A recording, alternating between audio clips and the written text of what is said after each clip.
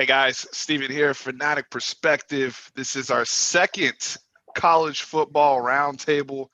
We're happy to have Tran, of course, but Billy and Brandon back on. So a lot to discuss in our time with everybody. We figured we'd do another live chat. So make sure you guys show us some love in the comments. And you guys already know your attendance on the channel, your check-in is to hit the like button. That's how you help us grow. Y'all been doing a tremendous job out there of pushing out our content and hitting the like button and sharing with friends. So we appreciate that. And I see we already have 40 people in here waiting on us. So 11 likes. Let's make sure we get that ratio right. Gentlemen, so we're going to cover everybody's teams in here. But I do want to start just with the playoffs.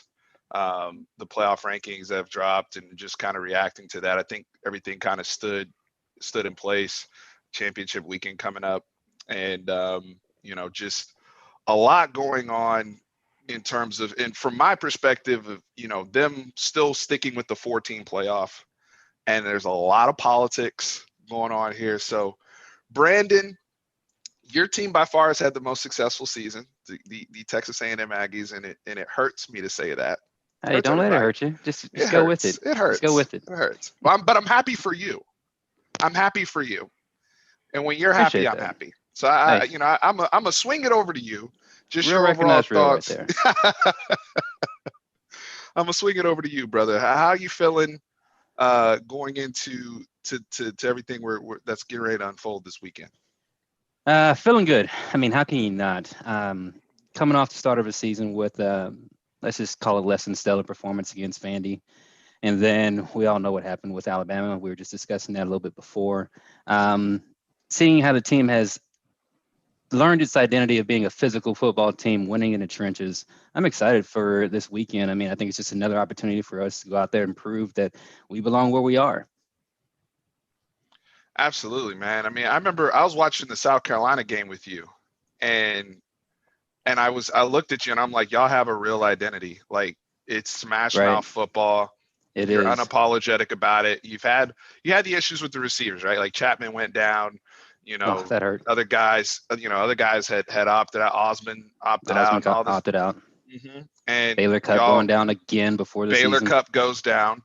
And y'all really kind of shaped it around Smith and Baby Zeke back there, Whittemire, like all these guys. Yeah. So I've been impressed with. Definitely been impressive, but to me, if you're going to look at what's been impressive most of all, it's been the offensive line. I mean, I was telling you before the season, the defensive line, I was never really concerned. I mean, Marvin Leal and Bobby Brown, like those guys are animals out there. But coming from what we displayed last year on the offensive line, giving up so many sacks too, I think there was a streak where over 200 consecutive plays we didn't give up a sack. Like it was remarkable to see the step that they made this season. So that's been a surprise for me as the offensive line, and led by 3 seniors up there. So we'll see what they can do next year, but let's finish out this year strong against Tennessee. So SEC brethren, we have Billy here, and it's been quite the year for you, Billy. This year, 2020 has been quite the year for you because you started the year as the champ, right? Like you win a championship to start the year. We still are. Yeah, technically, yeah. Till January for sure. I get it. Technically. Yeah, Billy's like, I mean, you never know, COVID could happen and everything gets canceled. You're still a champ. That's awesome. But you guys start the year, you win the championship. Everybody, people are getting promoted. People are going to the league. Joe Burrow goes first overall. And then all of a sudden, everything like this avalanche kind of happens on LSU, right? And, Joe even goes down in the pros. Like, it's just been a lot for you. How have you been dealing with it? I'm happy to see you. It's so good to see you and know that you're well. Brandon said he wanted to do a wellness check on you. But it was a rough start. I just wanted to make sure you're good. I was concerned about you. I was. Yeah. I was talking earlier about it. I sent a text to Steve, and I said, "Hey, look, man, I'm not disappearing. What, you think because I'm losing, I don't show up to the party?" And sure enough, we got lucky, and I wouldn't call it luck. I think we played pretty good, but we beat Florida. But So I'm feeling a lot better than I was 5 days ago. We'll just say that about the season. But yeah, it's been a disaster. Call it what it is. It's been a disaster. From day one, first game, Mississippi State. Yeah, and I think that the first game with the team we had not having fans and that energy really showed. I thought our effort was not there. And when you have that extra crowd to kind of give you some motivation, whether it's reality or not, it is reality. And so when that wasn't there, the effort was missing. And that's what I was the most frustrated about, was the effort through, I would say, probably everything up to A&M. Prior to that was still kind of going through the motions. We go to Auburn and we get thumped and we folded. I mean, that's the reality. And then A&M, we we fought. And that's what you want to see, is like, you want to get in there. Yeah. And I want to see the will to win, right? It doesn't matter if you don't have all the talent in the world, because we know what that's about. You don't have to be, live under a rock to understand who's not there and whatnot. But that's not an excuse for, playing hard, period. And that's changed the last couple of weeks. The Alabama game, we still played hard, but they're Alabama, and they're really, really good this year. And then, the Florida game, you come out, you fight. We got us we go to our second guy who's a true freshman. And did we find something? Possibly. I liked what I saw game one. I mean, he's played in other games, but I did enjoy someone running the offense. It looked like the offense was behind them. The defense was fighting. We were down people everywhere. And that's all I care. Like, I understand I understand our team. I understand who, what we have. But fighting and playing hard, that should never go away. And so it was rough initially, but I've been pleased with what I've seen. And you, like a heart of a champion, I believe, if we finish the year 5-5, I mean, it might only be a victory, but as far as being 500, but I think in the long run, it's going to go a long way heading into next year. So, but yeah, if you finish 5-5 and then you win, say there is a bowl game, you win 3 in a row going into next year, it's nothing but confidence boosting for a young team that has all the talent in the world that you talk about. So, the thing with us is, and it's not necessarily you, it was just other LSU fans just kind of coming forward to us and like, oh, don't worry about, we don't care about the losses that we have. We got no drop off. I was like, there's going to be a drop off. I do think, I know Ngadi was going to bring up the coordinator situation, Bo Pelini, Linehan. Do you think that with an actual off season, they're going to be a lot better next year? I don't think Linehan's going to be back. That's the one I see. There's a guy below him that is sitting there that I think is going to take the reins. I wouldn't be surprised to see the O coordinator retire and see if we can just streamline him into it. But heck, I mean, if you watched the game last week, and I rewatched it, I mean, we had good play calling to put us in situations. And I think there was, it's really hard to really evaluate, the coaches in this situation when the offense obviously was really moving the ball, doing well early on, and then Miles Brennan goes down, right? And then the defense has struggled all year, but they fought the last 3 weeks. And, as hard as I was on it and my thoughts, you got to give credit too. And I think we live in a society where we love to kill them for 5 or 6 weeks, but then when they do something good for 3 or 4 weeks, we don't give them anything. So I see that clearly, and they're fighting. Pelini is owed some money, and so is now the time to dump that money and move quick. Maybe. I'm going to be honest. I think this week is going to tell you a lot. Play Ole Miss. We know what their offense is. I do believe a bitter taste in the mouth can go a long way, and a good taste in the mouth can also go a long way. So I do think that this game might depend on it.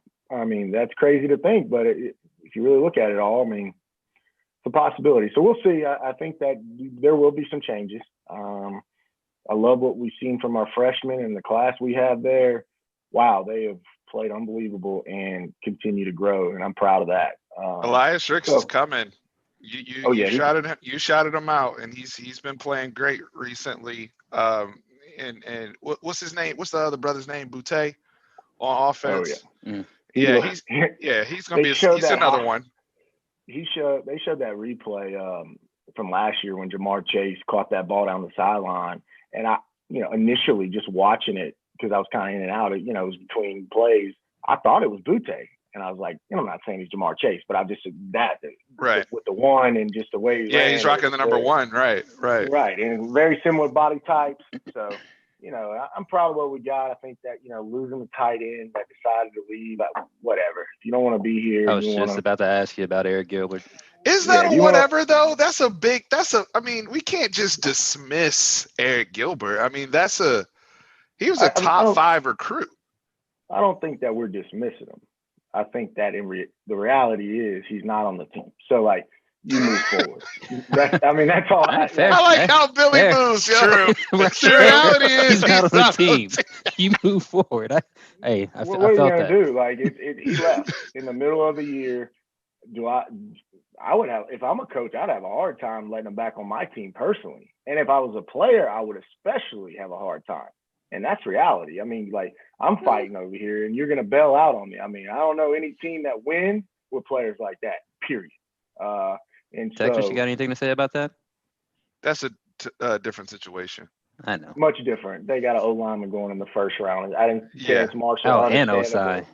Right. Yeah, because I don't think you're pissed off about Terrace Marshall making a business decision. But Eric Gilbert is in his freshman year. Right. And you guys are playing him the whole game, right? He's getting all the reps. Right. And he's your third. I think he's your 5-star recruit too. 5-star, second. top 5. Second. He was the second ranked player in the country? The highest rated tight end ever, I believe. Highest rated tight end. I think he finished 5th in the composite for 247 for 2020. Either way, he's a top 5 guy. And he finished 3rd on the team in catches. And then he just bails. That's a totally different situation because as the offense, I'm trying to build for you, bro. Right. I'm trying to build this thing around you. You just. That's weird. Yeah. It's just let's call it what it is. That's why I was kind of like, well, we're moving forward because there's no rhyme or reason. It's not like he didn't get the touches. It wasn't like we didn't feature him. I mean, he was getting it all. And I actually liked the other tight end we got too. And I thought they were going to be a 2-headed monster. Well, now we have one, but it is that happens. And I think in a year like this, we've all seen it. And I mean, it started at the beginning of the year. When we talked, we still had Jamar Chase on the team. We still had Tyler Shelvin on the team. And we still had Kerry on the team. So that's 3 of our top 5 players. And before the season starts, they opt out a couple weeks before, and you're resetting your offense and defense. And so it was an uphill climb from day one, and we got what we deserved. We extended the party a little too long. How we do it in Louisiana. We go a little too far sometimes when we're drinking and partying. But, that's just kind of part of it. And we're taking our blows. And, I just hope we finish the season strong. So. Hey, we got. Just to clarify, I was talking about the brother that I forgot who it was. He apparently quit during halftime, then came back to the team. BJ Foster? Yeah, that's what I was referring to. Are you talking Texas? Texas. Yeah, we had that. I thought you were talking about our opt-outs. Nah, I just wanted to clarify. Because I was like, that's not unique to Texas. Guys have been opting out for the pros all over the country. But yeah, no, he made BJ a comment, Foster didn't know what type of team would take that type of player, so I thought I might. No, that's fair. So. That's fair, Brandon. No, the BJ Foster, that's totally fair. And they said they worked it out. He played, pretty well after that. I mean, agree with that. Actually, he has had I thought he played pretty well too. Yeah, he did. He kind of bounced back. But the thing is, it's you also can't take that back when you bounce, right? And let's say BJ Foster has an excellent season next year, and he's being interviewed at the combine or whatnot. That's going to be the first thing people ask him. Yep. Why are you going to tap again? Yeah. Why'd you quit on your team? When things get tough, yeah. Yeah. What if he's a special teams guy? I know I would. Quit? Yeah. If you're pissed off about reps one day or, whatever happens. And so he's forever going to have to keep proving himself. we know NFL GMs just don't care about those questions. I mean, you just go to the Dez Bryant questions that they were asking. They'll easily ask that. Like, come on now.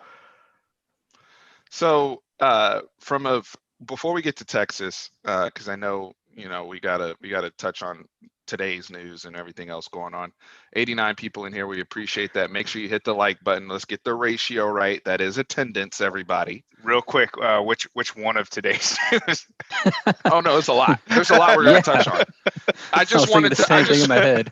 I just quickly wanted. Somebody kept asking about us. It was Matthew. You guys need to talk about the garbage college football playoff rankings. Who wants to go first in terms of the rank?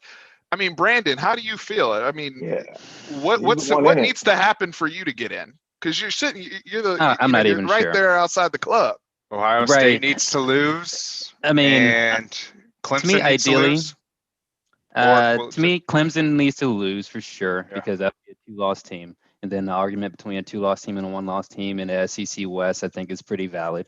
Ohio State, to me, like.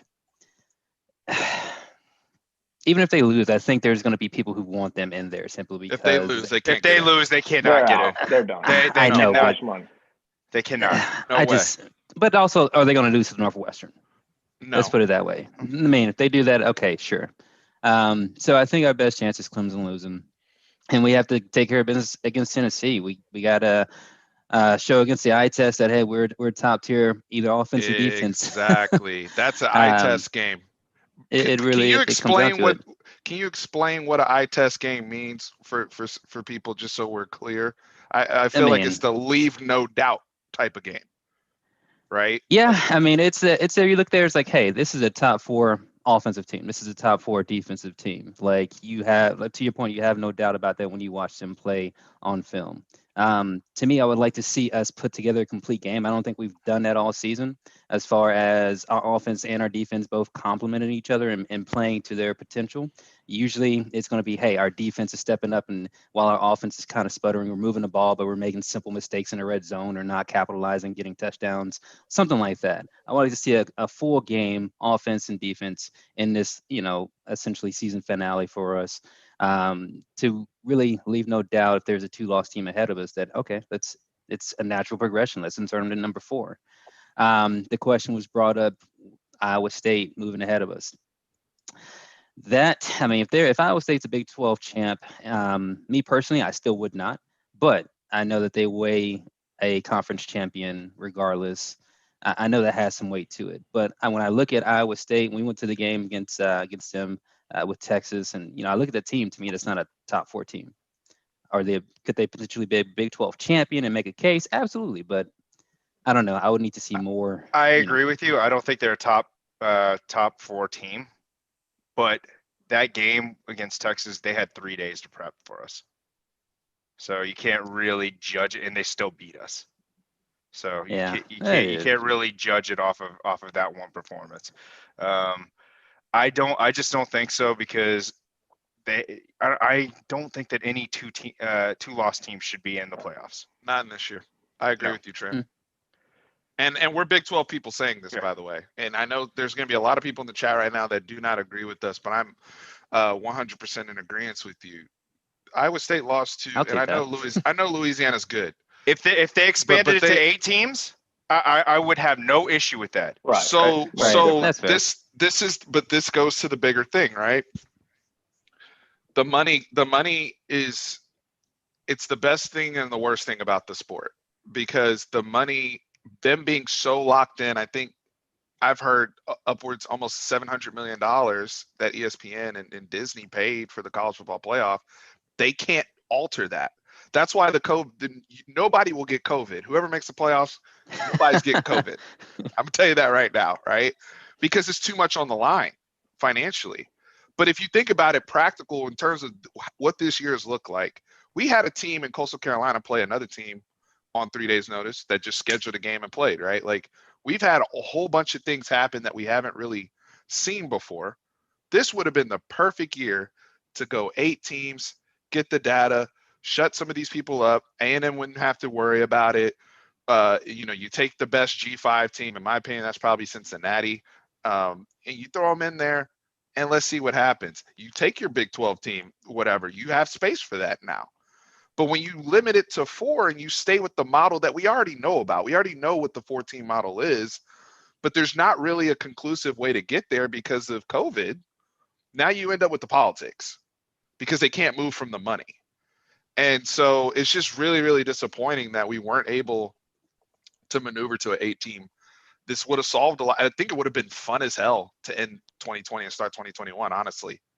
That's what I wanted to see as a college football fan. I agree.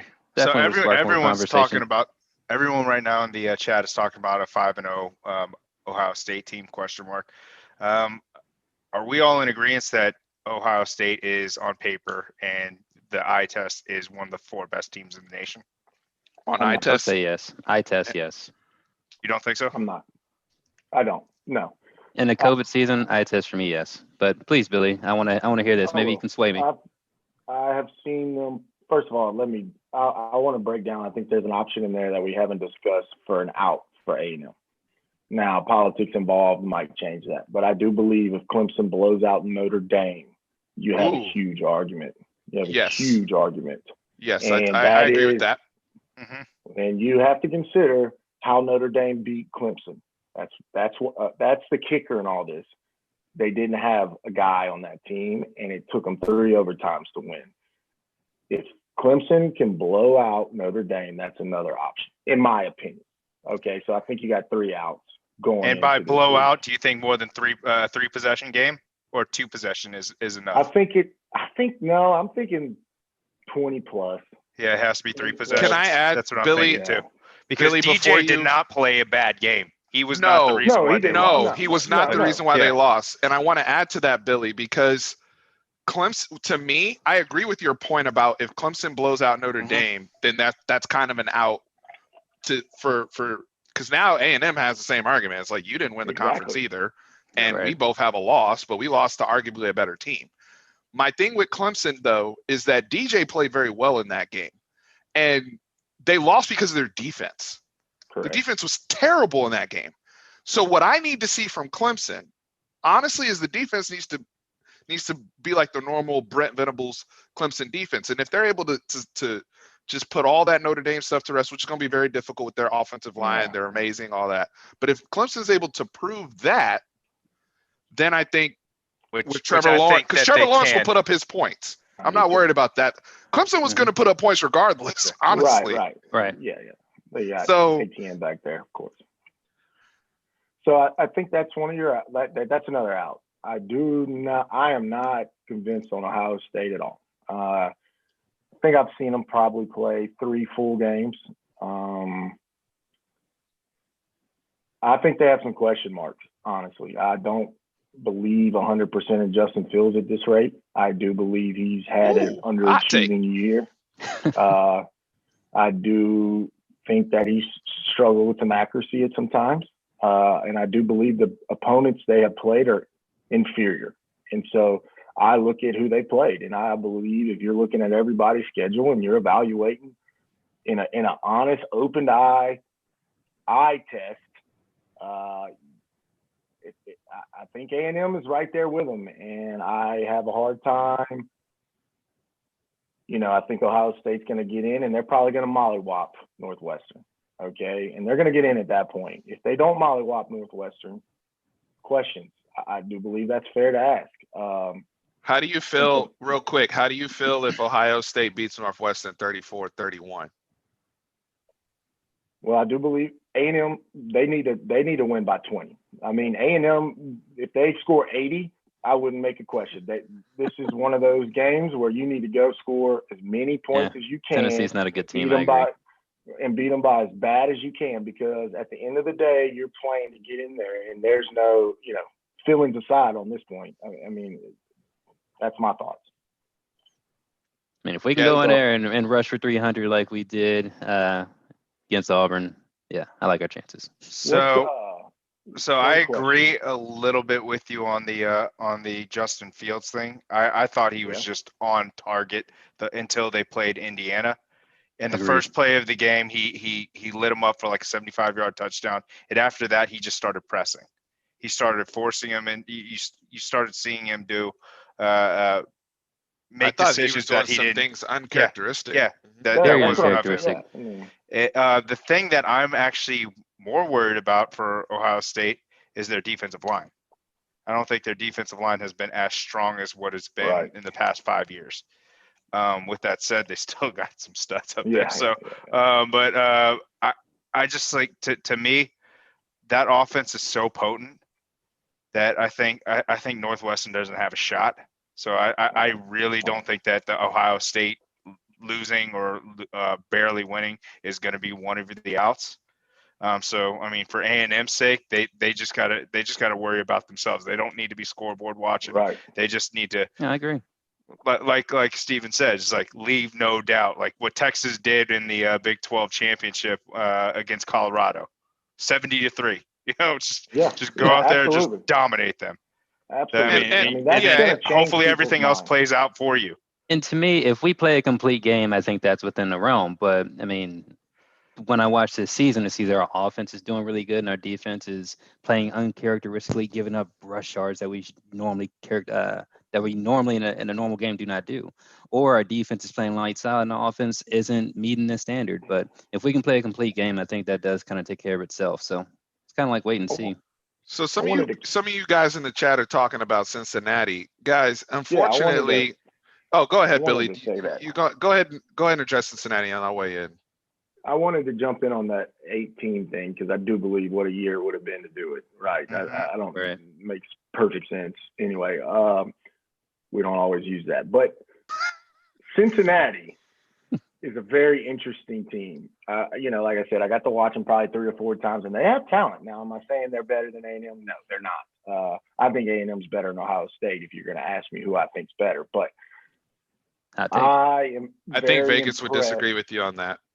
Well, I'm not Vegas. I just watch the games and tell you who I think's going to win. That's why I got you right here, Billy. Sometimes Vegas loses money too.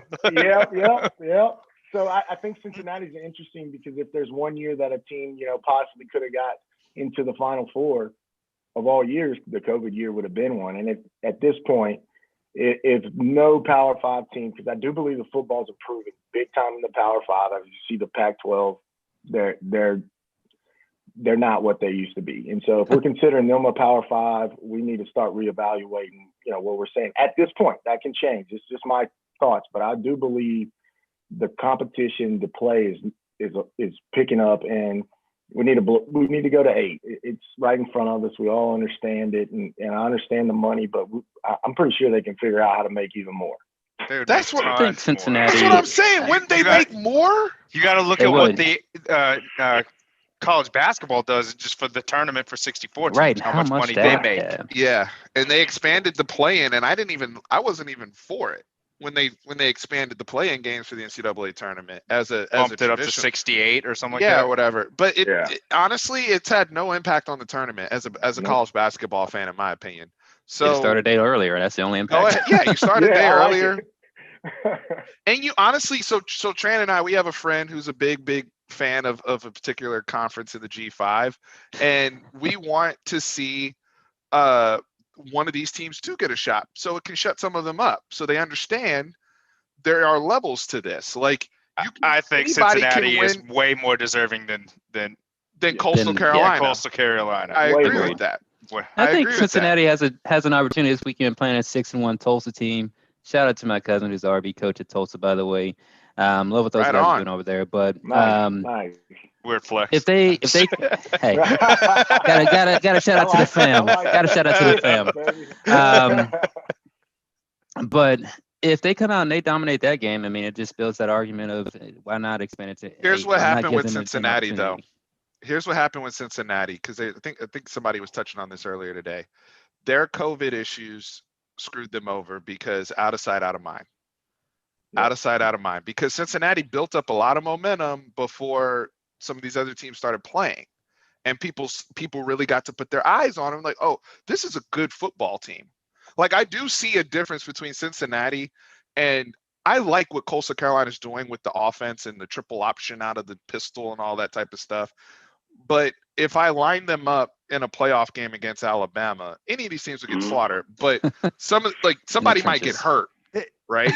And so it's one of those things. Offensive lineman is 285 pounds. The brother was 5'9". He was 5'9". There's no way that they are competing against an Alabama team. It's like putting a high school team against right. And that's what you're lauding for if you're one of those, if you're in that position, because they would be, let's say they'd be in the 8 hole or the 4 hole, regardless if it's 4-8 teams and you're lauding for that. Like, be realistic here. They just beat Troy by 4 points? Like, come on.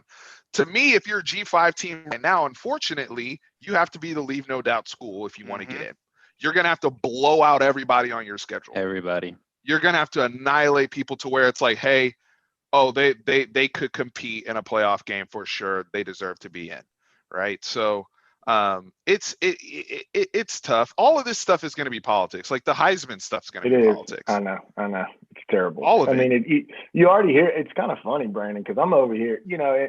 The wife is an Aggie. So I remember you married smart. And I hear him talking about A&M, and I'm thinking to myself, wow, they are politicking so hard. And Stephen, you're so right on that point. It's almost sad, really. It's like, come on, guys, let's just really evaluate it like we're supposed to do it here. Who cares who's in? Let's get the best 4 teams and let's rock. Because at this point, Alabama looks unstoppable. So that's true. They do. Even with, I personally expected them to take a step back when Waddell went down, but Smith has just stepped up. So that's another thing. Mac Jones is a baller, and Mac Jones was my Heisman for a while, but then I kind of shifted over to team Devontae Smith because I'm on it. Especially after Waddle went down. I mean, the way that brother's playing right now. Najee Harris, somebody said Najee Harris for Heisman. Like that, you can make an argument for a lot of these different guys, but the thing with Najee Harris is what's the drop off when Brian Robinson Jr. comes in the game? Right. I saw Jason McClellan from DFW. Right. Jason McClellan came in the game for you OU fans in here. That I was about to say. Right. He came in there and stepped off for like a 90-yard touchdown last week. Hyping up Iowa State, and then y'all just poo-pooed on OU. I was curious. I didn't, want to touch any nerves, so I didn't say much. No. So OU, because they're playing good football. I mean, OU's playing. Yeah. OU got their guys back. Let's be real. Right. Defense is playing better. It's because we didn't step on their throat. We could have eliminated. We could have ended it. We could have done it. We could have ruined it, and we didn't. We didn't come ready to play.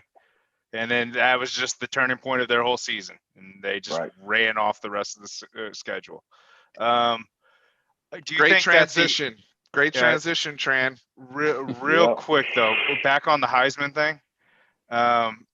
Do you think that Devontae Smith and Jones will fall into the category of what Miami had to deal with in the early 2000s of them having to share votes?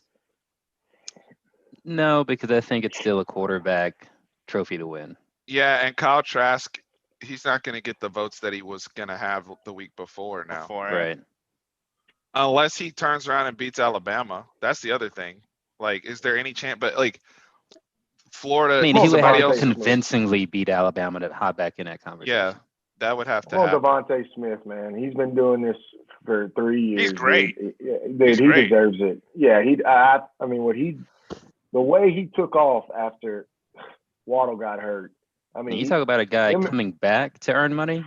Prime example, right? Yep. He came back. I think he's the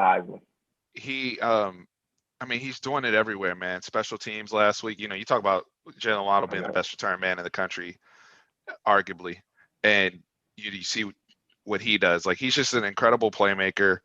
I think I think people are still sleeping on him, honestly. You know who he reminds me of? And I think this is a pretty good comparison because I just think it's kind of people sleep on him was Jefferson. I think it's the same Justin situation. Jefferson? Yes. But Justin Jefferson's bigger, though. It's a bigger kid. They're both 6'1", 6'2". They're about the same size. They just a lot of sleep on Jefferson. The year before, he was good. Even like I look at, they just get it done. They're always catching it. They're always open.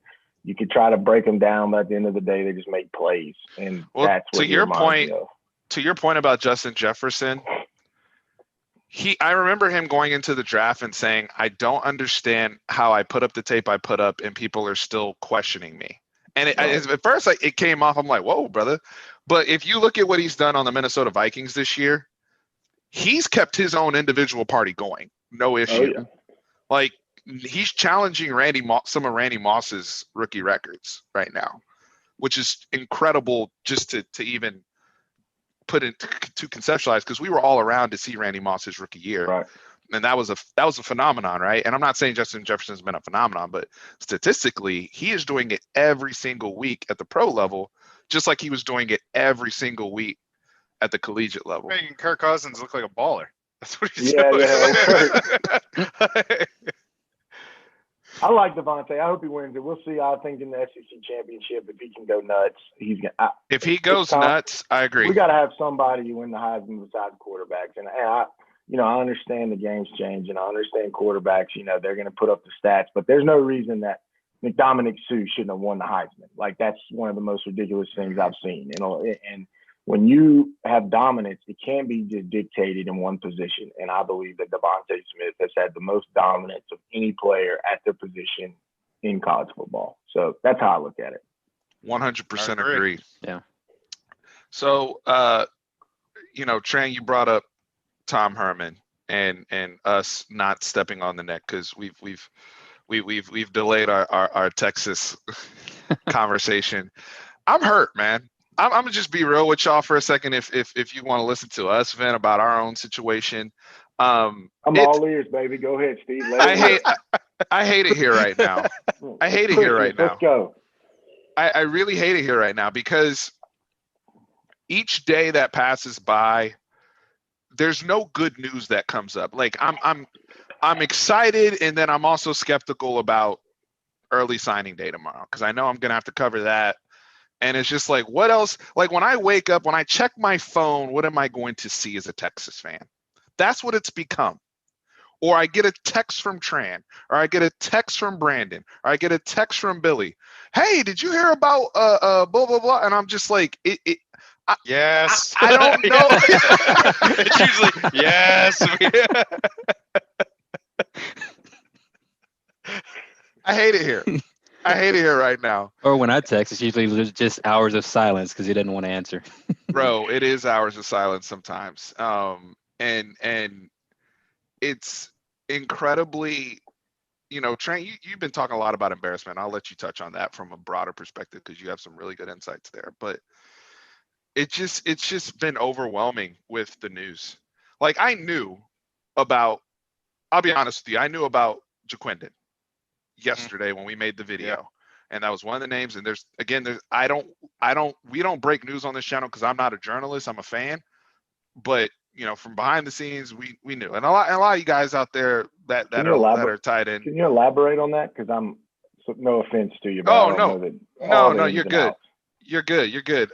So one of our top-rated 2020 quarterbacks that we had, he had out of Duncanville, Jaquindon Jackson. Oh, okay. Yeah, okay. he entered the portal officially today, and it's somebody who I was very, very high on. Yeah.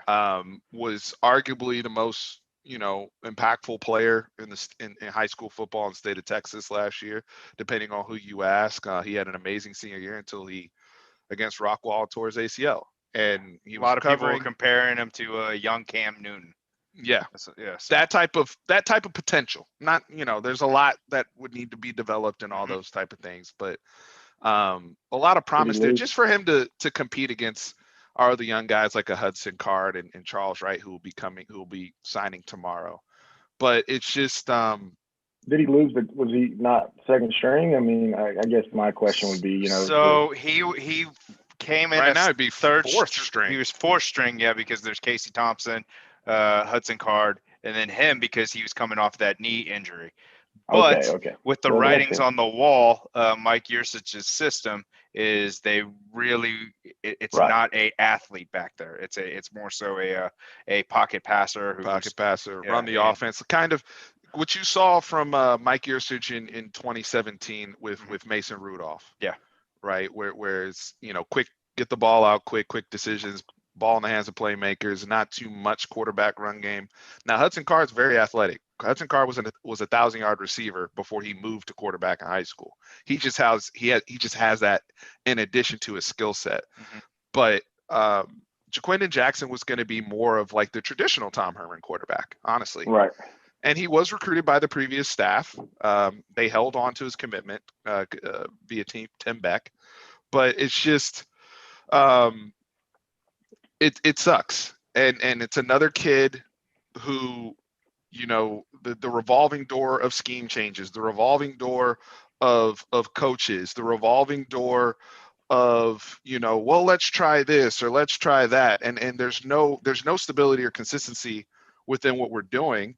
Honestly, like even the little bit of success we've had over the last few years, just because of our talent, just straight up talent, in my opinion. I agree. Because you even look at right now, the people that have decommitted, Jalen Milroe, Quinn Ewers, you know, the people we aren't even in the mix for locally. It's just so much bad news or negative news. And you're not going to get everybody at Texas. You're not. Right, of course. And what people also have to realize, and people that are Texas fans especially, it's not the same landscape it was 15 years ago. College football's evolved. This recruiting ground is evolved. Honestly, we won't know probably the ramifications of what recruiting will look like for the next few years with everything being so virtual now, and how people are connecting and reaching out to people all over the place. Like, we don't know how it's going to change. But right now, LSU's clearly planted a flag at East Texas, no problem. Mm-hmm. Texas A&M owns, like, there's people all over Texas. But the guys that we do get, we've been excited about. And the recruiting rankings, you know, display that. And yet there's been so many shortcomings here, regardless of staff, right? Whether it's Charlie Strong or Tom Herman or the end of Mac Brown.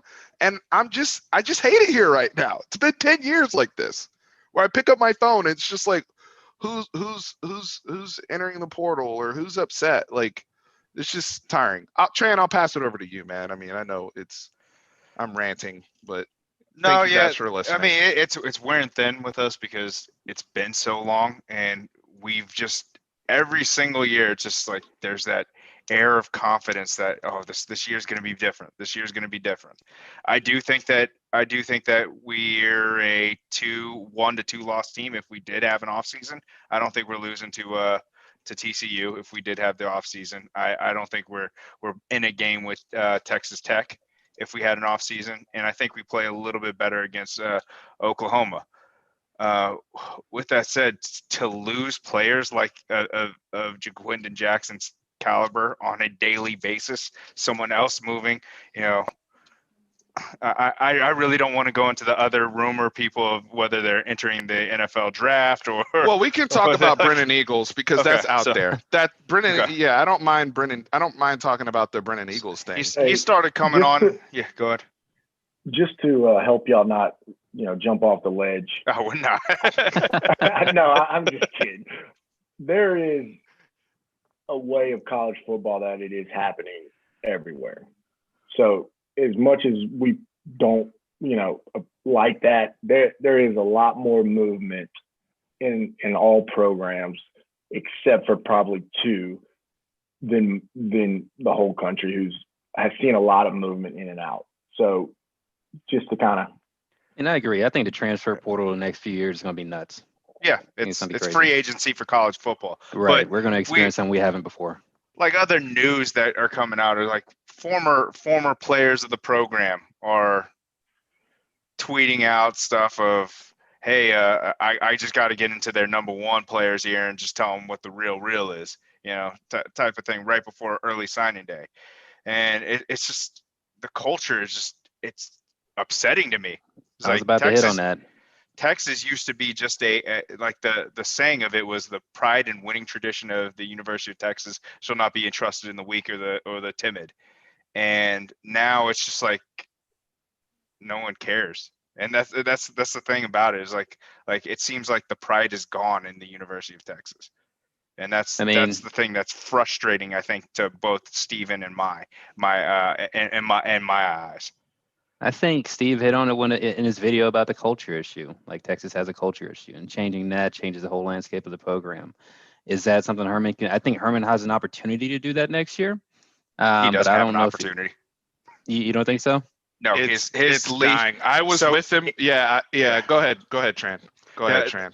Honestly, if he's not gone by the new year, first loss of the season, he's gone. We're replacing him. If he's gone by the new year, who do you bring in? It's going to be an interim coach for the first part until they find someone. But he's lost all confidence within the donors. And Brandon, your thought process, I do agree with. By the way, I do too. Like, I agree with that, and that's what I was kind of, because we've gone the way of firing people and buying out people. We can do that all day, but we haven't, got the money.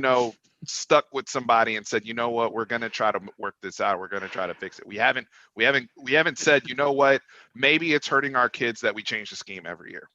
Should I tell him or the staff? You would have asked me this time last year, is Jimbo worth the $75 million? My answer would be different than it is right now. But that's why we're fans. And right, like, we get emotional, right? And so there has to be an adult in the room to look at this and understand that line of where, okay, we do need to make a change, or we need more data. And so with Tom Herman, it's just what we're seeing and what we feel are two different things, is my point. What we're seeing play out, especially with this, so the South Carolina story drops today, where this freaking, tabloid bum ass beat writer gets on Paul Feinbaum's show, and he's like, Tom Herman was actually calling up the South Carolina AD and begging for the job. He's not giving out $15 million. What are we even talking about here? But when that stuff keeps happening on a daily basis, who's putting that out there? Right? Because who knows where that guy got that from? But I'm saying, like, the leaks we've had at Texas this year have been crazy. Mm-hmm. So who's at some point you got to question, is there sabotage going on at this point to just try to get the guy out the room? And we haven't even brought up the big bad wolf, which is Urban Meyer. Right? And so where a lot of people still think, hey, that's kind of in play for after the bowl season and things die down with Ohio State, because he's trying to get it sound like, there's a lot of people that feel that way. So with all the drama and stuff, it's just a lot to take in as a fan and deal with, because we've been through this, it seems like, over and over and over again. It's like Groundhog Day. And anyone, the thing that's frustrating about it is, like, I talked to my brother about this too, because he was in on the team when they're running off 10-win seasons. So he that's what he's like, I don't get it. We used to just beat people with our talent, regardless of anything. Like people would play with us for the first 2.5 quarters, and then just our size and speed and athleticism would just wear on everyone. Because we recruit the same way. We're recruiting those. He doesn't understand. He doesn't understand that. And then we start talking about, our fans. It's like, hey, just buy someone and throw some money. And that's what he came up with. He told me, he goes, yeah, you know what? If you throw cash at a dumpster fire, it just creates a bigger fire. You got to put out the fire first. You got to put out the fire first. Before you put everything out. So, I mean, with that said, you brought up the big bad wolf. If he comes, what changes? Does he get freedom? I think he would have freedom in terms of separation from the boosters and the people that are, at least this is my hope. Your hope? Yeah. Right. Because he has been at other programs like Ohio State can be toxic. You just don't hear about it as much because they're successful. Florida can be toxic. You don't hear about it as much because, for the most part, they've been successful. But things got ugly in the Ron Zook era. Well, I think y'all remember some of that stuff, right? and even Will Muschamp and like, they'll move on real quick down there, but quick, right? So he's dealt with that. It's also, but the flip side of that, though, is with Urban, it's caused him stress. I don't think it's as much the pressure as it is he's a perfectionist. I've always looked at him that way. Like he wants every detail correct. So what makes him great is also making him sick in a lot of ways, because he gets obsessed with it and he's tuning everything. Even with his staff, he focuses on player development and staff development. He likes to develop coaches. That's why all these coaches, look at Luke Fickell, all these people around come from that coaching tree. It's a He proven takes winner. that just as seriously, because he knows if I can replicate myself and have myself in the special teams room, I'm good. And I think that's something that is unique to what makes Urban Meyer so great. But coming here, yeah, I think it would be a quicker fix, because he would give Texas a mentality that we haven't had in a very, very long time. But if that's not the play, and it doesn't seem to be the play right now, what do you do? What do you do? How do you put the fire out? And to me, that's why I'm like, who's your plan B? Go ahead, Billy. If you're, go for it. Yeah. No, finish, Brandon. Go ahead. I mean, I was just because going back to Tran's point, if Urban comes, there's no way he's not going to have the freedom to do what he needs. I mean, I was just reading a story the other day about his core four and how he just has guys that if you take Urban, you have to take these people with him. So there's, talk about what they're going to do in their future, in their career. So he's not going to come if he doesn't have the freedom to do what he needs in order to change the culture in the program. But, if you can't get Urban, you're Texas. Who do you go after? Who's that big hire that, puts out the fire, so to speak? And I don't know. I can't think of anybody right now, but again. Because Ngadi and I actually talked about this after our shooting our video yesterday. But Billy, go ahead. Go ahead with what you were going to say. I think it's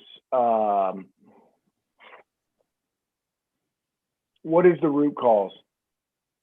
That's the question I want to ask you two gentlemen. And Brandon, if you want to jump in, what is the true root cause for the last 10 years?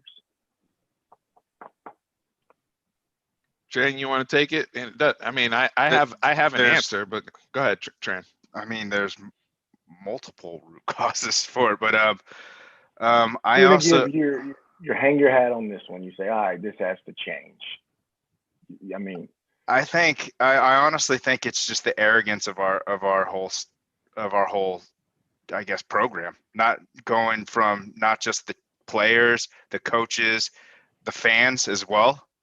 I just think that we have these lofty expectations that honestly before 2006 we didn't win anything for what was it 80 since 1970 was the last 70, national 70, championship. Yeah, national championship. But so 26 years in between it, and we had a good stretch between 2000 and 2009, but the 90s were rough. But just because we had that 10-year stretch, we feel like we should be beating our chest. We are Texas. That's what I think. I think the lofty expectations are just ingrained in us, and it's not realistic. I mean, most programs don't really should really have those expectations.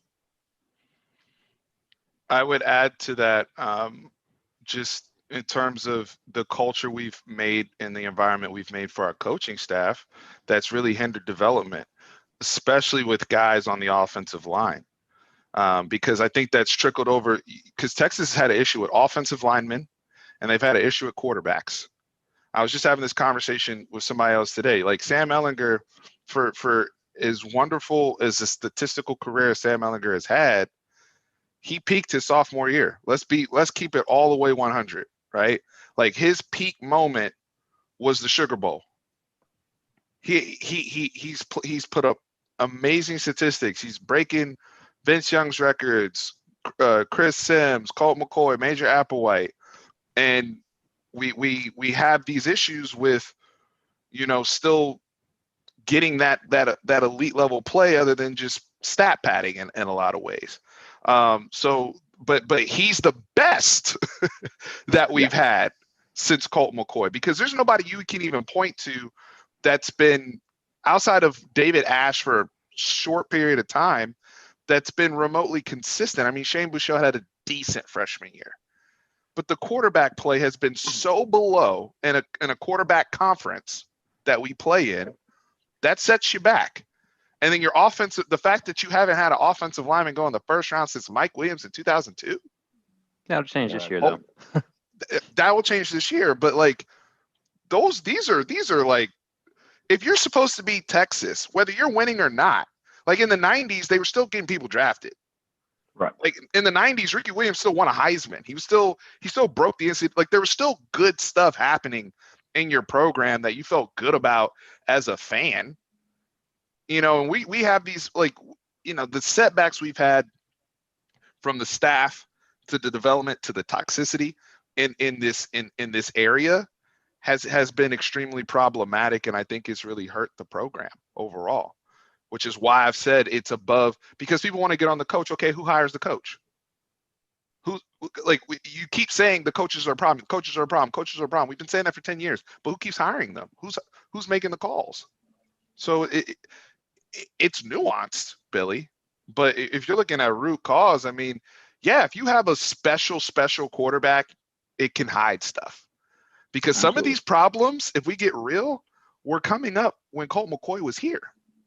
But he was so good, because who on Colt McCoy's offensive line got drafted? No, I think one person. Tony Hills? Yeah. Like, like what other first, like he played with Jamal Charles, who was like a 3rd-round pick. Like there weren't elite guys. They just had a really good team because they had a really good quarterback. And they had a good system for him. I think their defense was elite too. Yeah, I'm talking about the offense. And, I'm talking about the offense. The defense, those guys were still getting picked. Yeah. Right. But overall, like Texas's drop off, I mean, it's been bad the last 10 years offensively. And you know, even now, all the guys that, you know, we talk about, Joseph Osai, we love him. Great. Defensive guy. You know, even going back, our last guy, Malcolm Brown, great, love him, defensive guy. Kenny Vaccaro, great, defensive guy. So Texas, and that's why we want to protect Bijan in a bubble. We finally have someone to care about. You cannot go outside. That's a whole different situation there.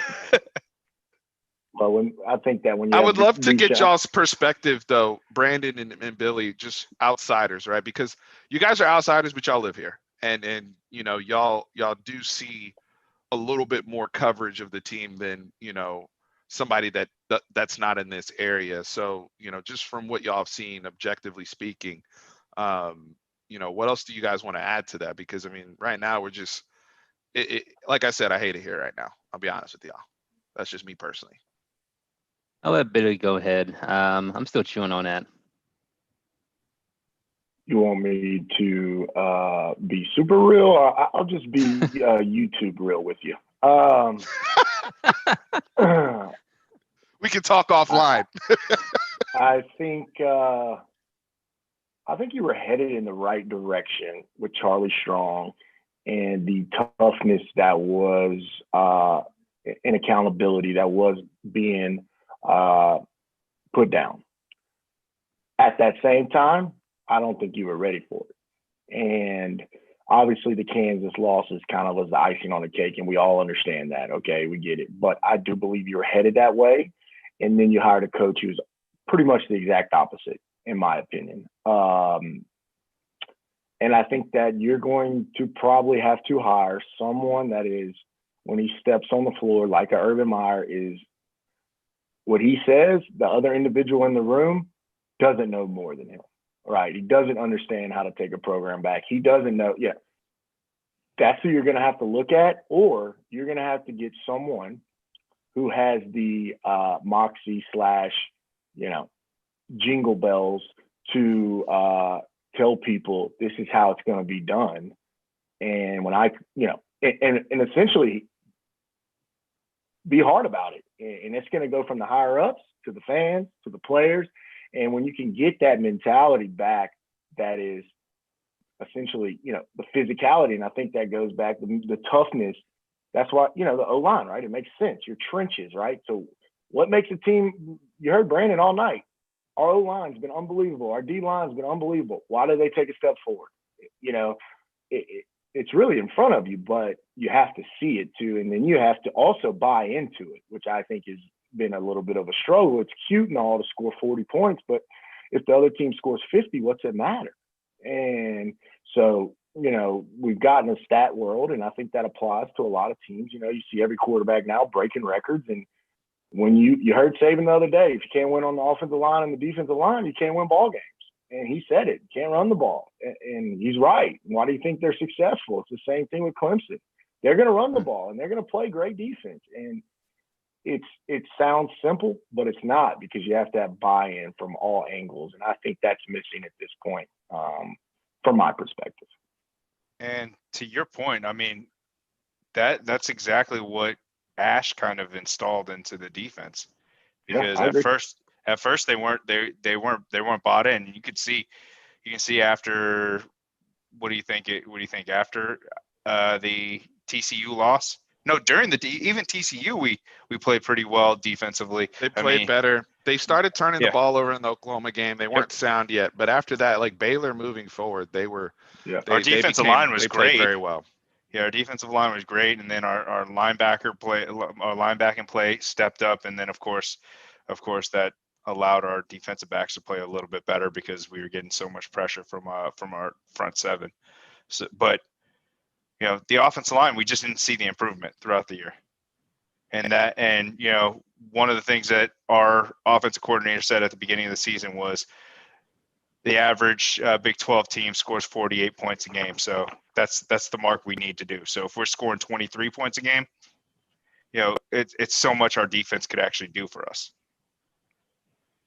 Yeah, I think that's it sounds cute in hindsight to say something like that. Oh yeah, we want to score a bunch of points, but I don't know, but what's it tell you? Oh, we're trying to score as many points. Well, sometimes you need to turn around and hand the ball off 10 times on the drive, and you need to milk the clock and let the clock rest. And then you've turned everything. You turn the time of possession, you turn the game around, the field's and that's coaching. I think and it allows your offensive line to build confidence too. Yeah. If they can get a push on the defensive line, and they're getting 4 or 5 yards of carry, it helps them in the long run. I agree with you 100%. So many benefits: rest in the defense, time of possession. I mean, when you pass the ball, there's 3 things that can happen. 2 of them are bad. So if you're tossing it under the Big 12 is what it is when it comes to quarterback. It's a passing world, but you're right. That is true. To your point, I mean, when you have that ability to, all right, it's you coming out of halftime, you just scored. Now I'm just going to assert my will on you and run the ball until you stop me. I mean, it makes a difference. And I was surprised to not see Texas do that personally. But at the same time, when I look at it and I stand back, and Billy actually kind of made a good point. I think he's right that with Charlie Strong, your trajectory is going the right way, but then it just stalled. As far as changing the culture, changing the program, what type of men you're developing, what type of athletes you want, like all that, he was saying the right things. And as an A&M fan, I was like, I like him. I like what he's saying. But he stalled. He didn't develop. You bring in a guy who didn't take that next step. So. All that to say, I mean, I think the fix is, I don't know, instilling that culture, going back to that, from an outside perspective. I mean, being around here, I hear we are Texas all the time, but I see a product on the field and it's just like, this is Texas. So instilling that back into you guys, I think, how do you do that? I don't know, but I think that's the fix. I would piggyback that and even say, I think you see it in other sports as well. I want to give a shout out to Tope. I see you in here, brother. Appreciate you, man. Hook 'em. And thank you for your service at UT, brother. But, just going back, Billy, you said something, and I wanted to piggyback on that. I think there's a trick about buy-in. There is a buy-in issue, in my opinion. And I think it's different things, right? Like when you look at, if we see a game plan evolving, like it's a trickle-down effect. If the adults in the room keep changing their plan and they think that, oh, this is going to work this week, or, or we're all of a sudden inexplicably doing this over here, at some point doubt will creep in. I feel like if I'm a player, it's like, what are we doing? Because and so then it comes into a situation where, you know, we're not running the ball like we should be, or we're not involving the person, because we've had issues with personnel decisions, in our opinion, of people we'd like to see play a little bit more. We're not understanding, you know, why this group is in with this particular group. And buy-in becomes a thing. And so I think you also get into a situation where it's like Brendan Eagles.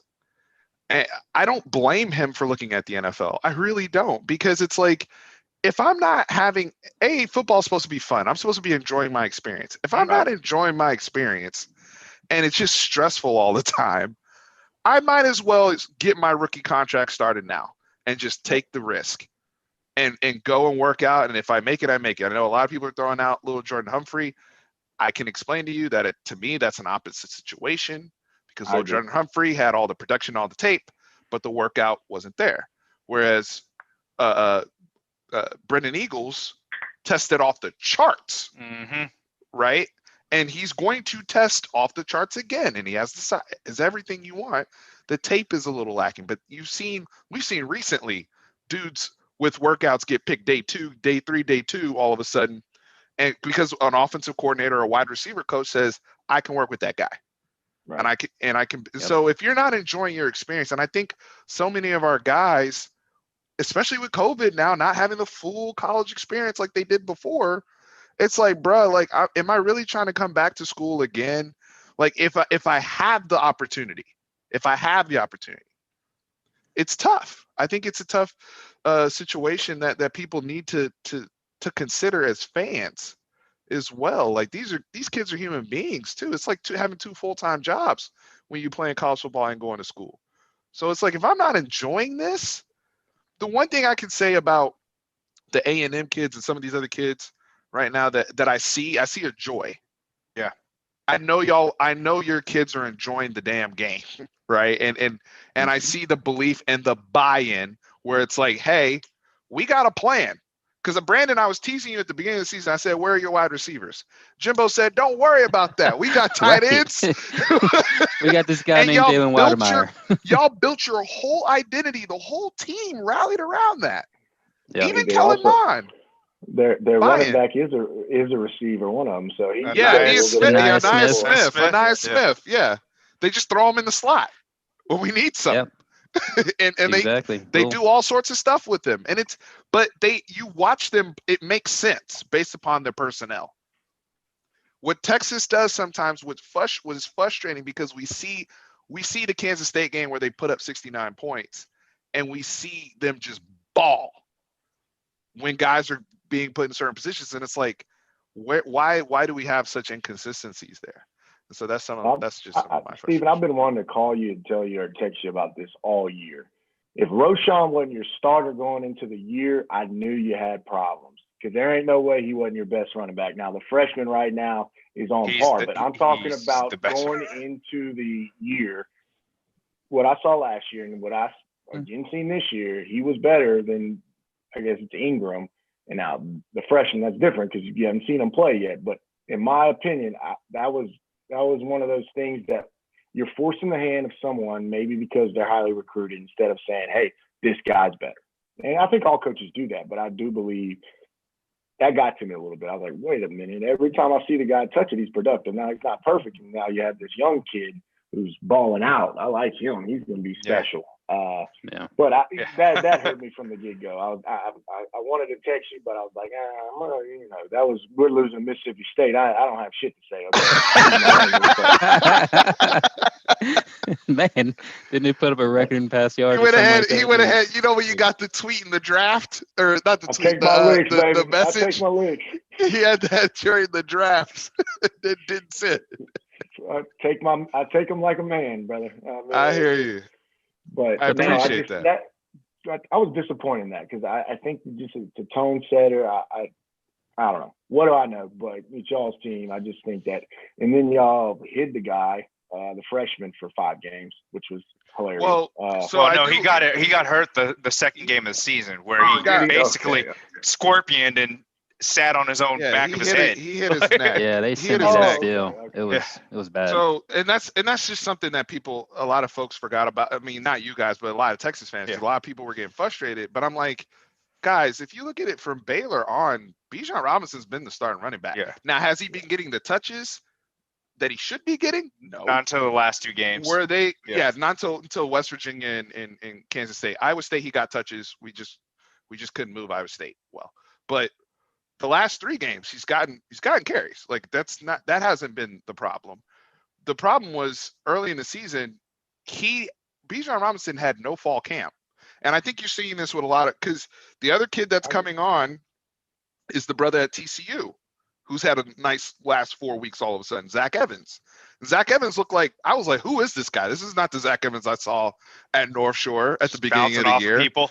Yeah, like he was just he looked like he was lost. All of a sudden, Zach Evans looks great. Mm-hmm. Jace McClellan, we brought him up earlier at Alabama. Now he looks great. So I do think with this being a weird year for freshmen that were not early enrollees, hard to develop. There was gonna be some ramp time, and then he almost then he really almost injured his neck. But when he got back, now the staff where I've been frustrated is not using him in the pass game.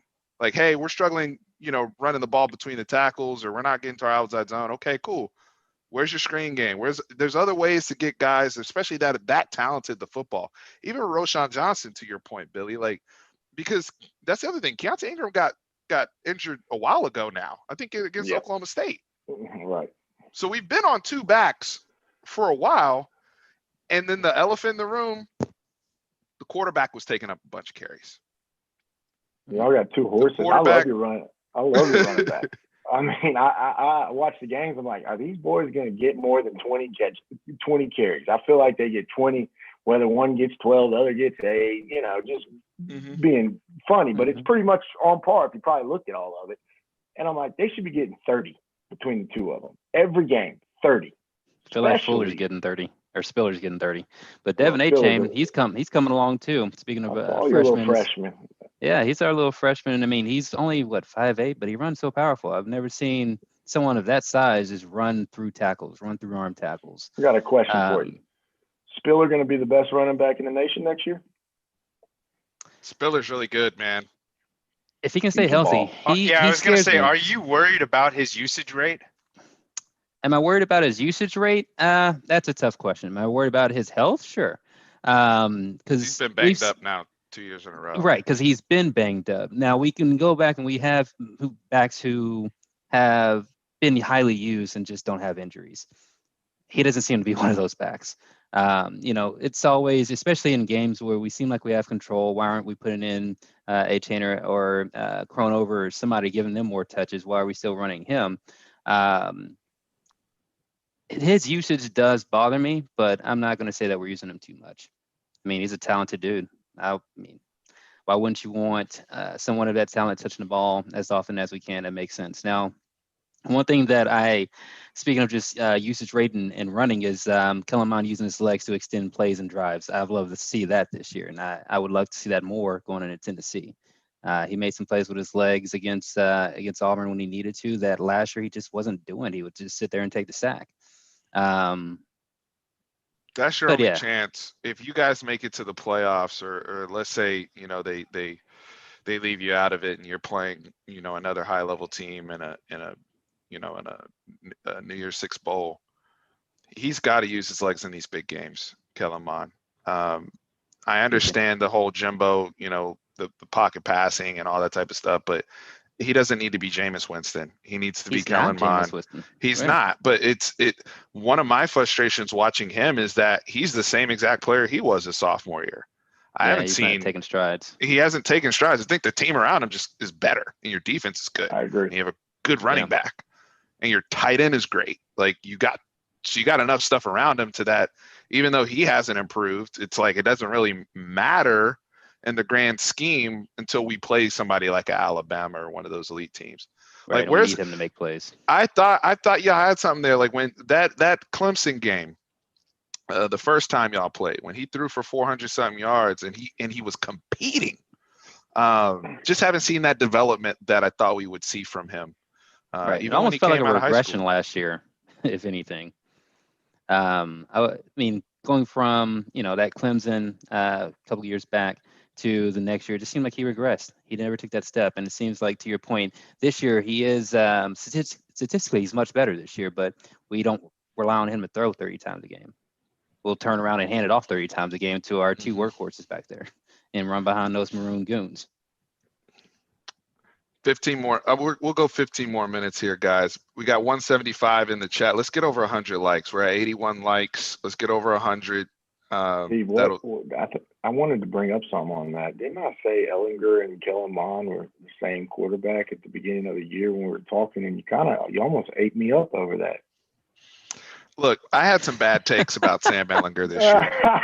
I'm not gonna lie, because I went on so I blame RJ Young for this, and I know RJ's out there watching somewhere, so I'm gonna just go ahead and say this now because I told him this the other day. I blame him because the moment I went on that show and he called Sam Ellinger a halfback, Sam's play just went off a cliff, and it's like I'm like, you put that freaking energy out there, made me look bad, and I'm not. Look. I will always love. He's still good. I mean, no, he's a very good. I don't think you beat quarterback. Oklahoma State without him, personally. No, we don't. No, we don't. No. We also don't beat Oklahoma State without Osai as well either. Yeah, he's a very good college quarterback. I do still think, despite all the BS, he is going to get drafted. All these people saying he's not draftable, guys. He's every. Unless his arm, something happens to him, he's gonna get drafted. The thing with Sam is when he got, I don't know if it was the injuries or what, but he has not developed either. I was talking about Kellen Mond, and this is where you're right, Billy. Sam made an uptick the first half of his junior year, and then he kind of plateaued, and he's been there ever since. And in some cases this year, he regressed. In some cases this year, the accuracy started spraying all over the place. The decision-making at times was bad. And so it's confusing, whether it's, hey, this is injury related. Are they running him too much? What is going on with Sam Ellinger? Right. S. Powell, thank you for the donation, man. I really appreciate it. Thank you. Really appreciate that. Thank y'all for showing love in here. It helps us. We're almost 10 likes away. But with Sam, it's hard to it hurts me to criticize him because he has such a warrior spirit. I know, dude. And he loves Texas. Yeah. And you talk about a competitor I haven't seen any more. He will die on the field. Sam Ellinger will die on the field. But here's an example of, and this is, I give credit to my buddy Brandon Holland for this down in San Antonio. Check out his podcast, Along the Wire podcast. Shout out to Brandon Holland. That 4th and 1 that everybody got mad that Tom Herman went for in the Iowa State game. So we always compare Sam Ellinger to Tim Tebow. Tim Tebow would have not gotten tackled in that situation. And Brandon Holland's point was, are we mad about the 4th and 1, or are we mad that Sam couldn't just step through that guy? Got tackled by one person, and he held the ball right here. And there's 6 inches. There's 6 inches. And we always say, oh, don't extend the ball, blah, blah, blah. It's 4th down. We need a 1st down. And we could potentially win this game. And he doesn't, if they knock the ball away. It can be worse. Kellen Mond on a 4th and inches did that, and it's not an end zone, so the play's not dead. Reached over, the ball gets knocked out. That was different because he tried to jump over and Superman it. I don't know what the hell he was thinking. I don't either personally. No, the extent. But my thing is, if I'm getting wrapped up by my legs and I'm falling forward and there's no one in front of me but grass, I can put the ball on the grass as I'm falling down. Well, you can also put the ball forward and bring it back, and you get the it's just like forward progress. Yeah, you get the forward progress. When I saw that, I mean, that's situational, Steven. It's like it's different than Mond. Mond's at the goal line, so you can fumble out the back. If he wasn't at the goal line. It was on a 10. It was terrible. Oh, that was against us, huh? Was it against y'all? I might have. Yes, it was the LSU game. It was the LSU game. I remember. So I'm like, what are you thinking there? What is your idea? I was being facetious when I said that because I think he truly believed he was on the goal line when he did that. Yeah, let's move on from that. But I mean, he's going down, so like you should be reaching, like Tran said. I mean, I think it's just situational that he's such a fighter, and he's so like he is Texas. And I do believe if you had 11 of those guys, you don't need 22. You have 11 of those. We'd be fine. Yes, and so, but there is still points in Sam's game. I think that what you're saying is that in certain situations, he fails at it, right? I mean, he struggles in certain big situations now. He also delivers too, so you got to give credit where credit's due. But he hasn't delivered enough to the expectations that I believe is fair, because I do believe he's a gamer and I do believe he has talent. He just hasn't delivered in enough to be at that elite level, and it is what it is. And I think that's why Texas has won probably the correct amount. And this is also what hurts, because I've heard a lot of people saying Sam Ehlinger deserved better. And I think, in some cases, especially around the staff and how he was used and some of the things they did schematically, absolutely he deserved better. Some of the nonsense that happened with the team, sure. But I do think what he was from a talent perspective and where he was as a decision maker, we probably won the amount of games we were supposed to win, because there's games where he played well enough to win and the team let him down. But there's also games that a lot of people don't want to talk about where we were ready to win and the quarterback held us back. It's just, and I hate saying it, but it's the truth. Even going back to his freshman year, everyone wanted and that's what's frustrating about the fan base. Oklahoma State and USC game, he fumbled, right? In double overtime. The very first game, game started. Oklahoma State, he throws a pick in overtime. Texas Tech, he throws a pick at. Yeah, that's 3 games, right? But but my thing is, if we're gonna say Keontae Ingram kicked out of the program for essentially blowing the TCU game, right? Well, there's other games that the quarterback lost too. Like he's won, but he's also won the Oklahoma State game where he just carried us. He tried everything in his damnedest to win the Oklahoma game this year. He basically turned into a one-man band. It was just like, screw it, I got to do this myself. And so he's probably won, if you think about it, the amount of games he's supposed to win, and it's kind of sad. So that's my Sam thing. But I love him. He's a Texas boy. But those limitations, like I think Colt McCoy had limitations, but they were able to cover that and accentuate his strengths, because he had a perfect offense for him.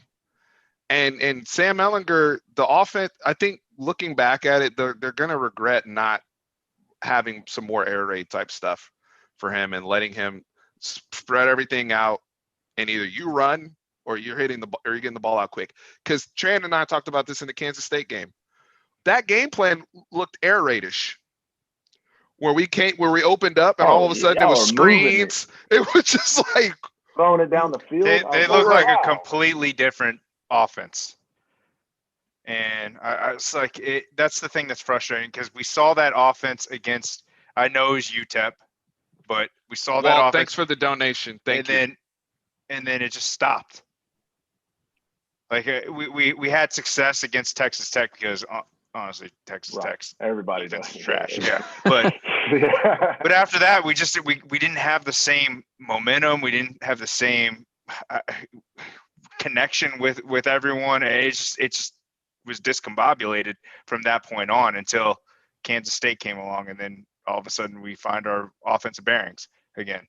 John Matthews, thank you for the donation. Really appreciate it, man. I know you waited patiently today, more than you normally do, brother. So thank you for being respectful in the chat and always coming through and supporting us every single time. We appreciate you so much.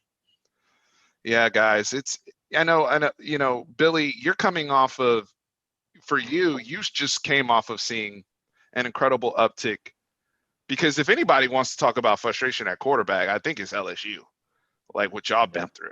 And then you came off of uptick, in my opinion, the greatest individual quarterback season I've ever seen with Joe Burrow, where it just makes everybody's life easier, man, when somebody's playing at the and then, at the same time, though, I do believe that, like, your quarterback, now, obviously, if they're unbelievable, because with Joe Burrow, some of the balls he put to people, but once that, I just never felt like your passing game, even though you might have yards or you might have touch, it was never like, you're not stopping us.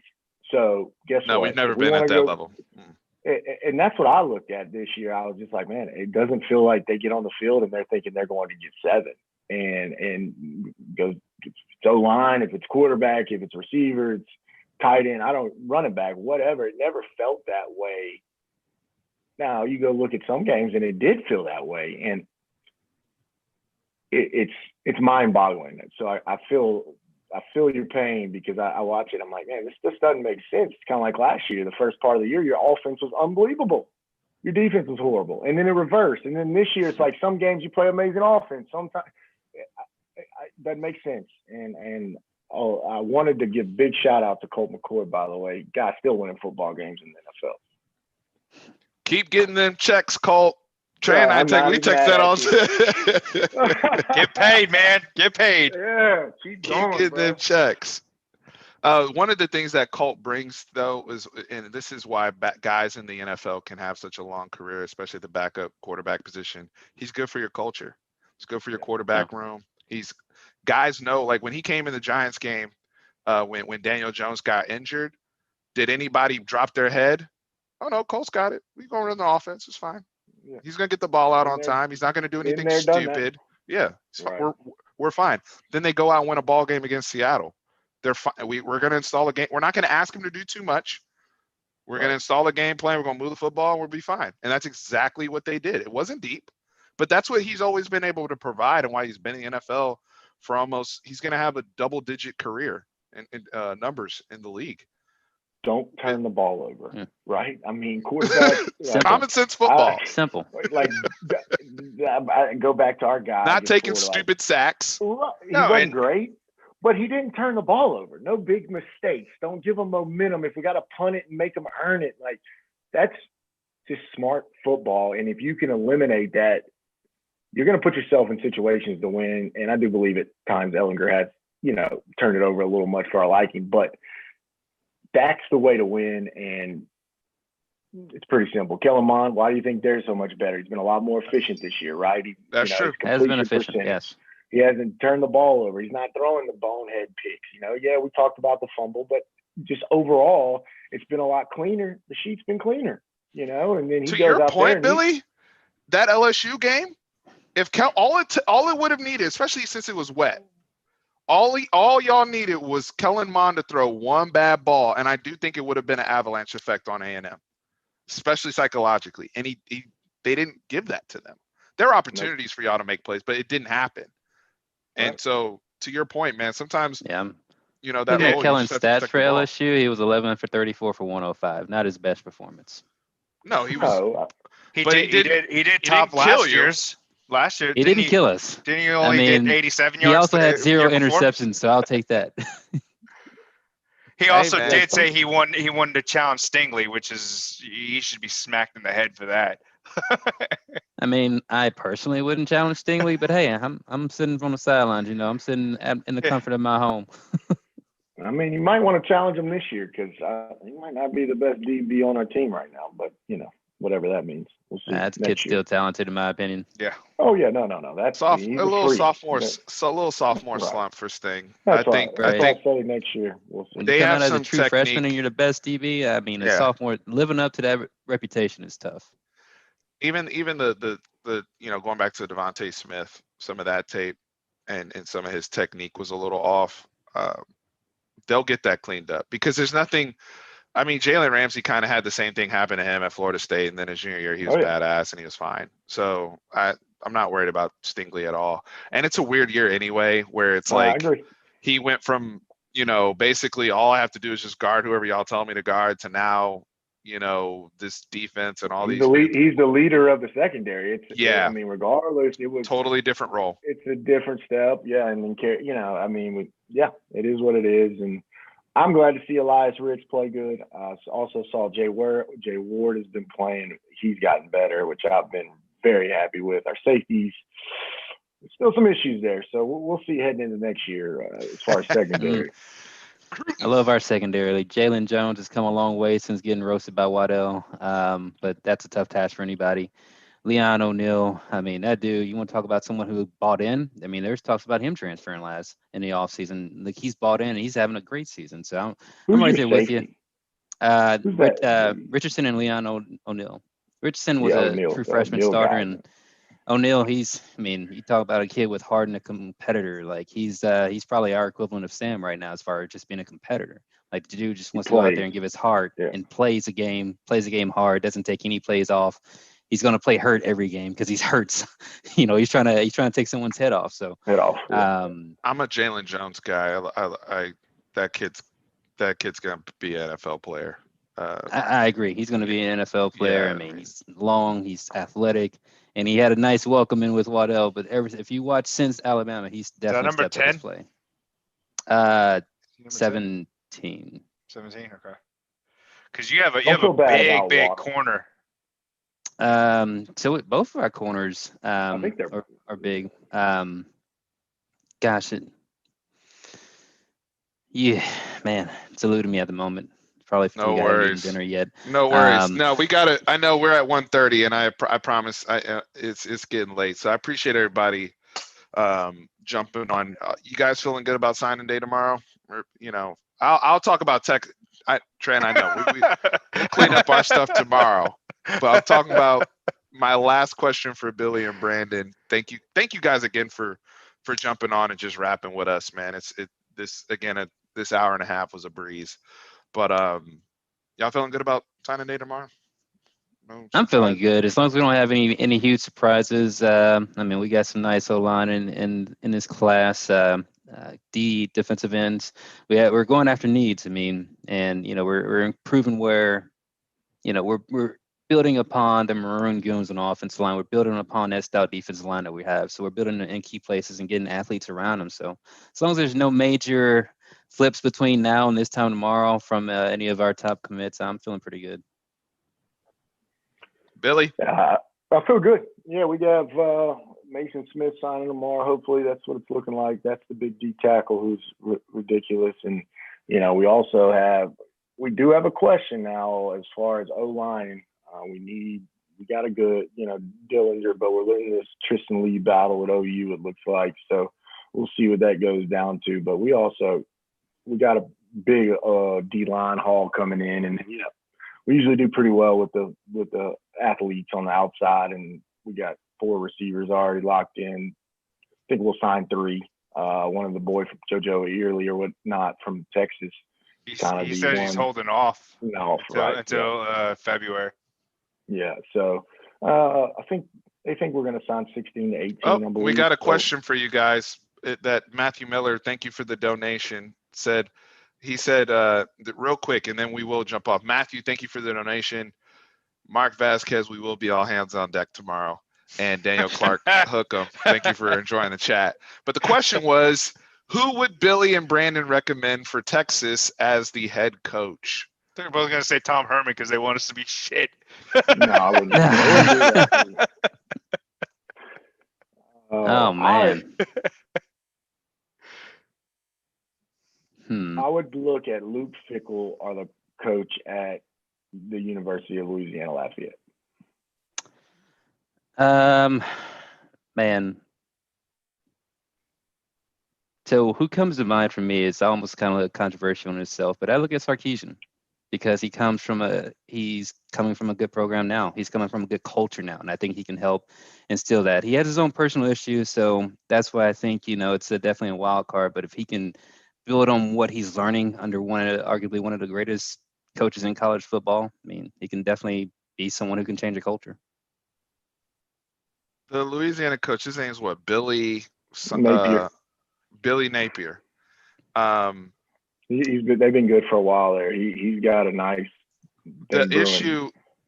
Billy Napier has done a fantastic job at Louisiana. There's no question about it. I understand the issues. The issue is it's like, are we doing the G5 thing again? And so that's going to be. I think that would be not only a reluctance for the fan base, but also a reluctance for the people paying the bills. Owners, yeah. Well, I'd go back to my point earlier. Those individuals might need to. But that goes to the point of who's. Yeah, we've been saying that we need a checks and balances system here in Texas. It's mostly just the checks. Yeah, it's just the checks. I'd go get Luke Fickell if I was y'all. He's coming from. I just don't think he would ever come here. I think he's a Midwest guy. I think he's holding off for either Notre Dame or Ohio State. He wants back at Ohio State. I agree. I just think it's somebody that you definitely should sit down and talk to. I think that defensive minded too. Yeah, he's the guy. I'm very impressed with him. And you're right about the Midwestern. That's his, but hey, Urban Meyer's first gig, and he came from, all over. He went Utah. down to Florida. Yeah, and that was something that Ngadi and I were talking about yesterday. Is that a lot of our Texas fan base don't understand that they have a lot of them have I guess residency bias, or actually region bias. Right. That a lot of people from the Northeast can coach too. There's people in the Northeast that can coach. But a lot of them don't want to have to deal with the learning a new area of them actually recruiting. The good thing with Urban Meyer is that he's coached. He's been all over Meyer the place. Too. Utah. Right. He's been in Florida. He's been Ohio State. So he's recruited all over America. And he has a brand behind him. Kent State? What's first up? one Kent State? Is that where he went first? Toledo? Kent State? I don't know. I'm unsure. Urban Meyer was at Bowling Green. Bowling Green. Yeah, there it is. I know it was one of them. Yep. Bowling Green. Was he there with Nate Davis? Or was Nate Davis after? I think Nate Davis was after. Yeah, Gotcha. Nate Davis was. Yeah, I think he was even before. I think that was before Omar Jacobs too, if y'all remember him with the guy with the dreads. Yeah.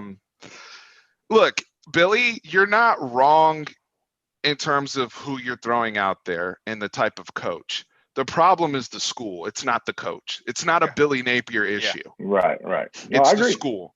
And so the thing is, how is Texas going to look at themselves? Are they going to say, like, I've heard this from Gabe over at, I think, the Football Brainiacs, and I totally agree with it, where it's like maybe we just need to change our mindset and say, look, we're going to look at this thing like a startup and get somebody like one of these grassroots type coaches. Like even people that have thrown out Jeff Traylor, and I know I was cooking some of y'all that threw out Jeff Traylor on Twitter and all that type of stuff. But I like Jeff Traylor. I love Jeff Traylor. But is he going to be afforded the room to grow, or do y'all want him to be Bob Stoops year 2 and win it all? What are we asking for? Because I think what people are saying is what people want or expect, because it's Texas, is if I get a Billy Napier, he better be Bob Stoops and win immediately. And I think that's the problem when you don't get an Urban Meyer. If you replace Tom Herman with one of these other type of coaches, there's not going to be a ramp period. There is no ramp period. You need to win immediately, because we've seen other people come in and win immediately. And I think there's a certain type of coach you need, and I think the demeanor needs to really instill toughness. And I'm going to be perfectly honest. If you're going to hire someone, obviously Urban Meyer, that comes without, you don't have to break that down. We get all that. But somebody else you hire, they need to come in here with some toughness and some fire to them. And and I mean true toughness and true fire. Some of it can be, yeah. And so that also gets buy-in. That also gets that player buy-in. And I think you coming from Louisiana Lafayette, you can get buy-in at Texas. I'll just, being a Louisiana boy, he's going to be able to get buy-in. So it's just if you're ready for that, and that's a whole different discussion at that point. I think I love Fickle. That's who I throw the house at if I was y'all. I think he probably won't lead, but I mean, I don't see why anybody at a big program wouldn't want to go at least visit with him. So I agree. I love Fickle too. I agree with you. I was shocked when I wasn't shocked because they got Urban Meyer, but when he was the interim coach for Ohio State, I was shocked that he actually took a pay cut to be the defensive coordinator there for a little while, which kind of blew my mind. But the fact is, he's loyal, he's focused, and he can coach, man. He can really coach. Brandon, good luck, my man. I root for you, brother. you got a good day on Saturday, I would say I'll drink a toddy for you. Enjoy this, man. Enjoy the ride. I'm enjoying the ride. I mean, this is a wave that we haven't experienced since really entering the SEC. So I'm definitely going to enjoy this wave for all it's worth, regardless of what we win. Hey, that's a good year for us. Hopefully we can build on it next year. Hopefully things are back to somewhat normal. Back to life. Back to reality. Yeah. And if we can get this, No, I'm sorry, Brandon. Get you one this year, baby. Get you one. Oh, Brandon. I'd enjoy it. Brandon, go kick some volunteer butt so you guys can make a statement. Sorry, we're brother. going there and make Rocky top our house. That's something that we have to do to make our case. So I'm hoping we do it. There you go. Guys, we appreciate everyone that joined us for the chat. And, I see Brandon Holland in here now. Man, text me when I get off here, brother. But I appreciate everybody jumping on. Everybody here got a family, so I'm going to let y'all get back to your families and whatnot. If I don't see some of you guys in the chat, make sure you have a wonderful Christmas, happy Hanukkah, happy Kwanzaa, happy holidays, all the above, and be safe out there. So enjoy this weekend, fellas. Billy, good luck this weekend. Brandon, good luck this weekend. Tran, horns always up. We out.